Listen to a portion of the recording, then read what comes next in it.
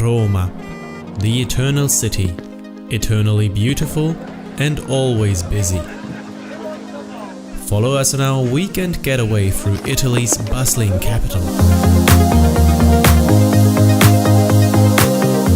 Rome is a historic city dating back more than 2,000 years.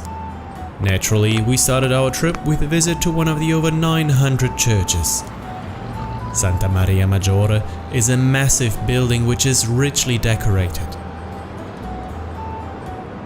Just a stone throw away is the wide-open Piazza della Repubblica. Not all churches necessarily impress with their exterior. Sometimes the beauty lies within. It does not matter if one believes in a god or not. These buildings are marvelous to look at from an architectural viewpoint.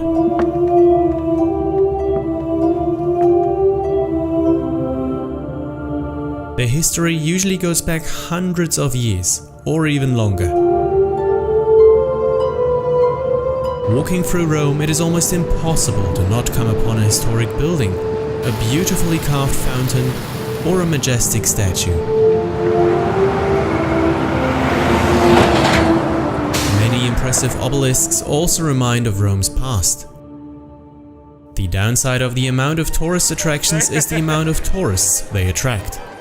Even in early December, the number of people is insane, making it impossible to enjoy places like the Fontana di Trevi.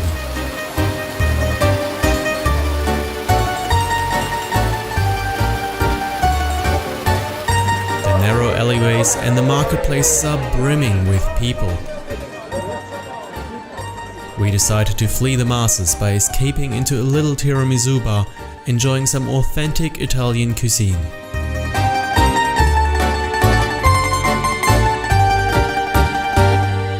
We soon found ourselves in another church where we stumbled upon a mass being held. Celebrazioni che per divina provvidenza sono così vicine. Tutta la nostra volontà di rispondere con pieno amore a questo infinito amore di Dio. Sometimes the biggest attraction of a church are its paintings, which were crafted by masters of the art such as Caravaggio. Visiting in December also means that the entire inner city is decorated in lights.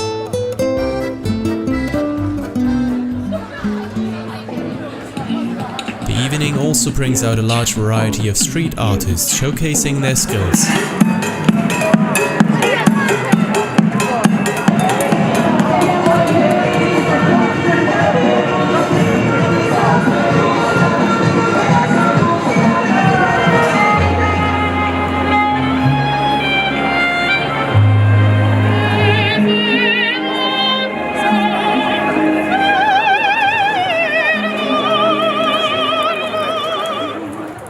The next morning we set out again, marveling at some lesser-known churches.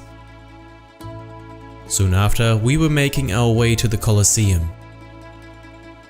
The former arena of gladiatorial contests is almost 2,000 years old and one of the most impressive sights of Rome. Very close by are the Arch of Constantine and the Roman Forum, including the Arch of Titus. A large array of ruins offers a glimpse into Rome's long history.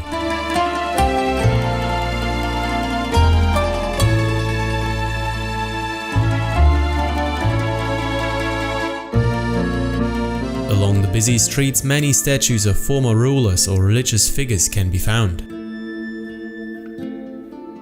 Not all of them have survived the centuries of time unscathed.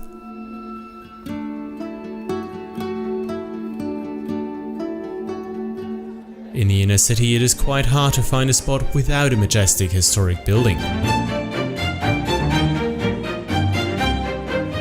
The old stone bridges across the Tiber river fit in nicely with the scenery. Climbing up some steps, we made our way to the top of the Aventine Hill. The view over the roofs of the city is quite impressive. Looking up in the trees, we were surprised to find some very colorful birds. Next to a plethora of churches, Rome is also home to one of Europe's few pyramids. A joy to behold is this church, which has an easy to remember name. Cathedral of the Most Holy Saviour and of Saints John the Baptist and the Evangelists in the Lateran, also called Lateran Basilica. It is the oldest public church in the city of Rome and therefore the oldest and most important basilica of the Western world. It even ranks higher than St. Peter's Basilica in Vatican City, commonly considered the center of Catholic Christianity. Of course, no visit to Rome is complete without a visit to the Vatican, a thought we shared with thousands of others. The Vatican is an independent country in the middle of Rome, protected since 1506 by the Swiss Guard. The interior of St. Peter's Basilica is richly decorated in another great testament to the long history of Rome. A last stroll along the river brought us to Ponte Sant'Angelo and the massive Kastel Sant'Angelo, before saying goodbye to Rome for this time.